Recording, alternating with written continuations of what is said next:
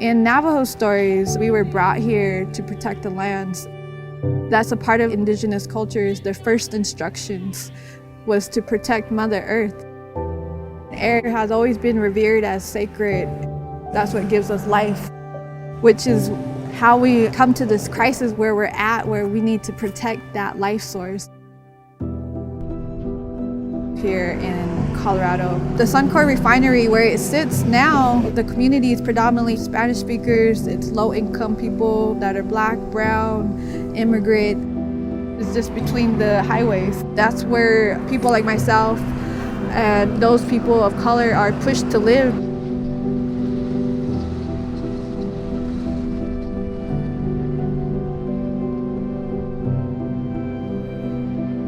Suncor Refinery has been operating with an expired license for so long.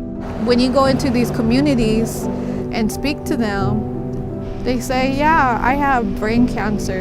I'm going through chemo. Or the neighbor is always running out of oxygen. My son's been just diagnosed with asthma. We're the sacrifice zones, and it's okay to harm us.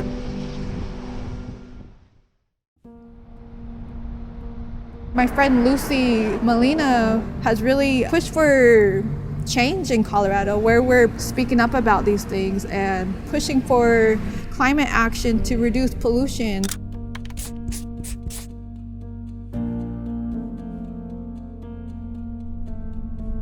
This is my home, and as a mom, is why I stand up. We have a responsibility to protect our planet. It needs to begin in communities like ours that have been impacted with environmental racism and injustices.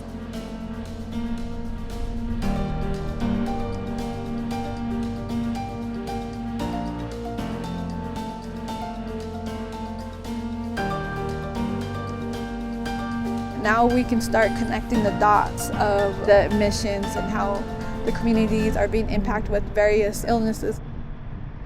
But Suncor continues to operate with expired permits. We get pushed into these areas where we don't have that same access to protection of the Clean Air Act. This hasn't been put forward on the agenda for the EPA, but we're hoping for that to change through leadership.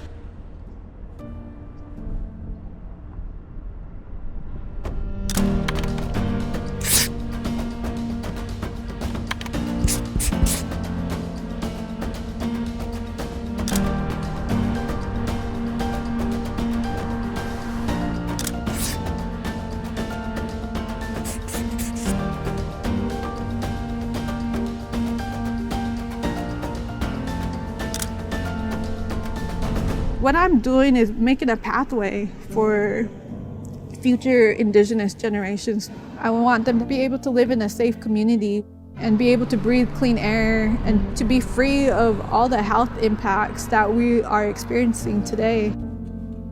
The air has no boundaries, and we need to hone in on what it means to be a shared community and what it means to thrive together.